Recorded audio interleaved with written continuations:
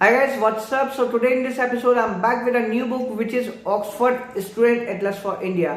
दोस्तों ये इस एटलस का थर्ड एडिशन है और आपकी इंफॉर्मेशन के लिए मैं बता दूं कि इसका फोर्थ एडिशन अवेलेबल है, लेकिन मैं समझता हूं कि रिव्यू और कंटेंट एनालिसिस के लिए थर्ड एडिशन ही काफी है।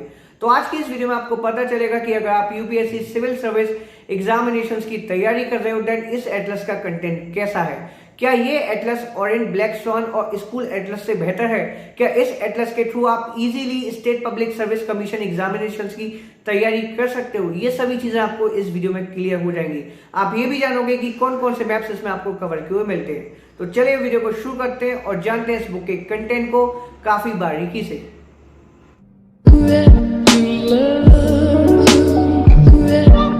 चलिए दोस्तों ओपन करते हैं इस एटलस को और पता करते हैं कि इस एटलस का कंटेंट कैसा रहता है। तो ये आ जाता है कंटेंट्स। इसमें आपको स्टार्टिंग में मैप्स एंड मैप मेकिंग के बारे में बताया जाएगा, यूनिवर्स का एक टॉपिक मिलेगा, फिर इंडियन और इंडिया के जो स्टेट्स हैं उसके आपको मैप मिलेंगे, फिर इंडिया के थीमेटिक मैप्स आपको कवर क्यों मिलेंगे, फिर कॉन्टिनेंट और रीजन वाइज आपको फिजिकल, पॉलिटिकल और climatic and economic maps cover क्यों मिलेंगे, एंड देन लास्ट में आपको ये फिर वर्ल्ड के फिजिकल, पॉलिटिकल और क्लाइमेटिक यानी कि मैं कह सकता हूँ थीमेटिक मैप्स मिलेंगे, और बिल्कुल लास्ट में आपको एक्सरसाइजेस मिलेंगी कॉम्पिटेटिव एग्जाम्स के लिए, mainly for UPSC civil service examinations. तो स्टार्टिंग में आपको ये कार्टोग्राफी की हिस्ट्री मिलेगी, यानी कि जो मैप मेकिंग का इतिहास रहा है वो आपको बताया जाएगा, फिर मैप्स के बारे में बताया जाएगा, मैप की एक प्रॉपर डेफिनेशन मिलेगी, स्केल का क्या सिग्निफिकेंस रहता है, मैप रीडिंग और मैप ड्राइंग में वो आपको बताया जाएगा, types of maps, locating places, map projections and ये exploring the universe, the Milky Way galaxy, the life of a star, the solar system, the planet Earth, the moon। फिर उसके बाद आपको एक contours and landforms, lithosphere, atmosphere और hydrosphere, जो तीनों life supporting Jones हैं अर्थ के, उनकी आपको डेफिनेशन मिलेगी और कुछ एक्स्ट्रा इन्फॉर्मेशन भी। फिर इंडिया का फिजिकल मैप आपको मिलता है, इंडिया का पॉलिटिकल मैप मिल जाएगा, देन उसके बाद आपको इंडिया के रीजन वाइज मैप्स मिलेंगे। जैसे आप देख सकते हो कि जो नदर्न मोस्ट इंडियन स्टेट्स हैं उनके मैप्स कवर किए हुए मिलेंगे इन political and physical both form. फिर उसके बाद आपको ये राजस्थान और गुजरात का फिजिकल, राजस्थान एंड गुजरात का पॉलिटिकल, एंड ये Sikkim, West Bengal and the north eastern states physical, Sikkim, West Bengal and the north eastern states political. फिर मध्य प्रदेश, छत्तीसगढ़ एंड ओडिशा जो मिडिल इंडिया के स्टेट्स हैं वो आपको फिजिकल और पॉलिटिकल मैप में कवर किए मिलेंगे। एंड देन ये फिर Maharashtra, Telangana, Andhra Pradesh and Goa, Karnataka, Tamil Nadu and Kerala physical and political board, फिर चंडीगढ़, दिल्ली एंड दमन एंड दीव।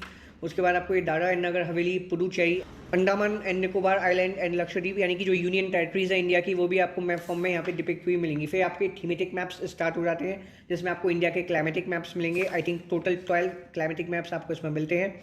फिर इंडिया जियोलॉजी एंड जियोलॉजी का history, structure and major faults and thrust, India physiography, India drainage basins and east and west flowing rivers. फिर उसके बाद आपको ये India natural vegetation and forest cover, India biogeographic zones, wildlife and wetlands. तो thematic maps की अगर मैं बात करूँ तो ऑलमोस्ट हर एक इंपॉर्टेंट मैप कवर किया गया है जो यूपीएससी या फिर state public service commission exams के पॉइंट ऑफ व्यू से इंपॉर्टेंट है। ये India soil and land use, India irrigation and power projects, फिर India food crops, India cash crops, कहाँ कहाँ कैसे कैसे डिस्ट्रीब्यूशन है वो आपको इन मैप्स में बताया जाएगा। India food grain production and milk production, India livestock population and fisheries, India mining industry and industrial regions, India mineral fuels and mineral belts, फिर India metallic minerals, India non metallic minerals. फिर industries के आपको map मिलेंगे कि कहाँ कहाँ पे कौन कौन सी इंडस्ट्रीज लोकेट करती हैं इंडिया के अलग अलग रीजन्स में, वो आपको डिपिक्ट किए मिलेंगे मैप फॉर्म में। फिर India roads and inland waterways, railways, tourism and mass media, air routes and sea routes, population and ये फिर रिलीजन्स एंड लैंग्वेजेस, कैसे कैसे डिस्ट्रीब्यूशन है, human development, environmental concerns, heritage, फिर उसके बाद natural disasters, land degradation and endangered species. फिर आपको इंडिया के हिस्टोरिकल मैप्स मिलेंगे। टोटल 24 हिस्टोरिकल मैप्स आपको मिलते हैं कि किस एम्पायर का जो रेन था वो कहाँ कहाँ तक रहा और कैसे कैसे रहा और कैसे बाउंड्री डाइवर्ज हुई, कन्वर्ज हुई, वो सब आपको इन मैप्स में डिपिक्ट हुआ मिल जाएगा। फिर एशिया का फिजिकल और एशिया का पॉलिटिकल मैप मिलेगा, जो मतलब सभी देश रहते हैं वो आपको इस पॉलिटिकल मैप में लोकेट किए हुए मिल जाएंगे, और जो टेरेन रहता है वो आपको इस फिजिकल मैप में पता चल जाएगा। फिर Asia climate, natural vegetation and population, Asia economic development, फिर बांग्लादेश, श्रीलंका, नेपाल एंड मालदीव्स जो सार्क नेशंस हैं वो आपको उनके मैप्स इसमें मिल जाएंगे। फिर South East Asia, West Asia, North Korea, South Korea and Japan, China, Mongolia and Taiwan. फिर यूरोप का फिजिकल, यूरोप का पॉलिटिकल, एक क्लाइमेटिक और इकोनॉमिक डेवलपमेंट वाला मैप मिलेगा।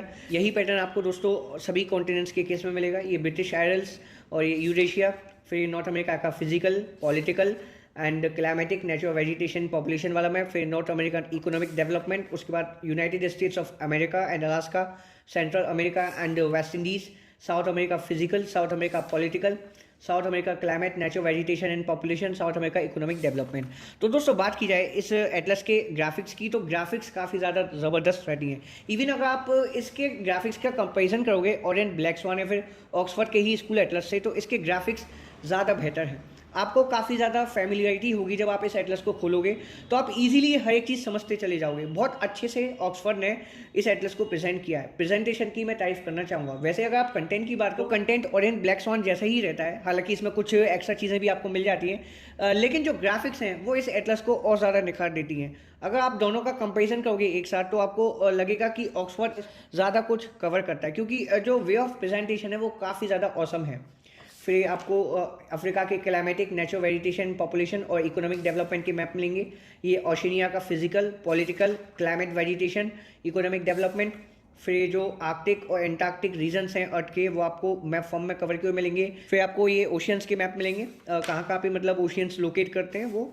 फिर ये वर्ल्ड का पॉलिटिकल एक कंप्लीट मैप मिलेगा, जिसमें ऑलमोस्ट हर एक कंट्री, जो बड़ी कंट्री है उसका नेम आपको इसमें मिल जाएगा।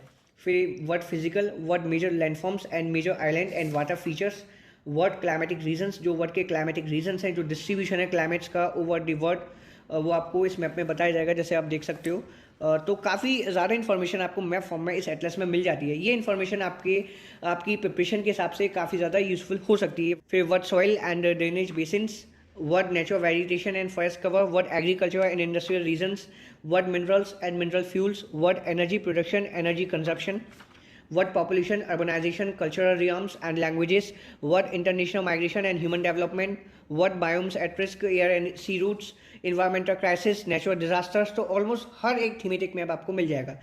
फिर आपको वर्ल्ड के हिस्टोरिकल मैप्स मिलेंगे, इसमें जो इंपॉर्टेंट सिविलाइजेशंस रही हैं, एम्पायर्स रहे हैं, फिर किंगडम्स रहे हैं, वो आपको बताए जाएंगे कि ये किंगडम्स, एम्पायर, सिविलाइजेशन कहाँ लोकेट करते थे, किस रिवर पर ये बेस्ड थे।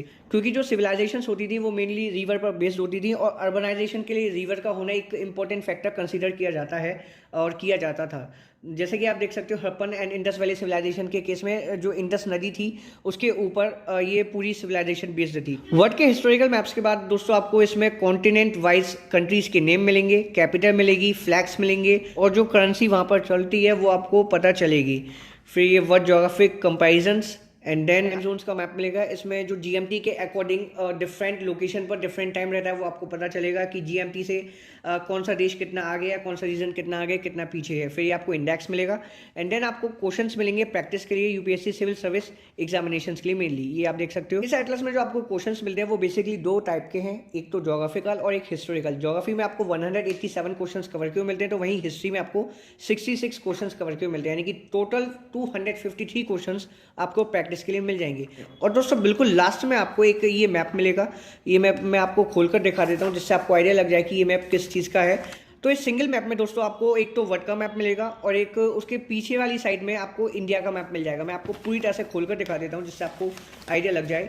ये इंडिया का मैप है, इसमें आपको इंडिया का जो मीन टेम्परेचर है, मीन रेनफॉल है, और जो फिजिकल और पॉलिटिकल मैप है वो कवर किया मिल जाएगा।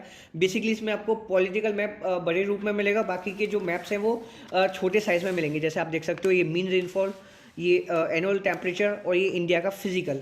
और इसके पिछले हिस्से में आपको वर्ल्ड का मैप मिलेगा, मैं दिखा देता हूँ। टाइम जोन्स भी आपको इसमें मिल जाएंगे। तो इस मैप को दोस्तों आप अपने वॉल पर पेस्ट कर सकते हो या फिर कहीं पे भी हैंग कर सकते हो। ये जो मैप है वो आपकी प्रिपरेशन में काफ़ी ज़्यादा मदद करेगा, क्योंकि एटलस के साथ साथ अगर आपके पास मैप है या ग्लोब है, तो आपकी जो प्रिपरेशन चल रही है यूपीएससी या फिर स्टेट पब्लिक सर्विस एग्जाम की, वो और ज़्यादा अच्छी होती चली जाती है। तो मैं आपको यही रिकमेंड करूँगा कि आप एटलस के साथ साथ एक ग्लोब और एक मैप ज़रूर बाय करें, एक तो वर्ल्ड का और एक इंडिया का। इससे आपकी काफ़ी मदद होगी। तो दोस्तों उम्मीद करता हूँ कि आपको इस एटलस के कंटेंट के बारे में अच्छे से आइडिया लग गया होगा। आप जान गए होंगे कि ये एटलस कैसा रहता है। ओवरऑल अगर आप मुझसे पूछो कि आपको Orient black swan, Oxford school Atlas और स्टूडेंट एटलस में से कौन सा बाय करना चाहिए, तो मैं आपको यही रिकमेंड करूंगा और करता आया हूँ कि आप स्टूडेंट एटलस के साथ जाएं।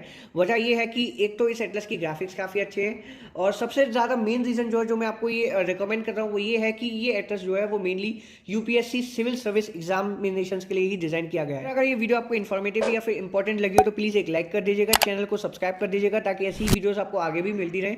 चलिए मिलता है एक नेक्स्ट एपिसोड में, तब तक के लिए जय हिंद, वंदे मातरम।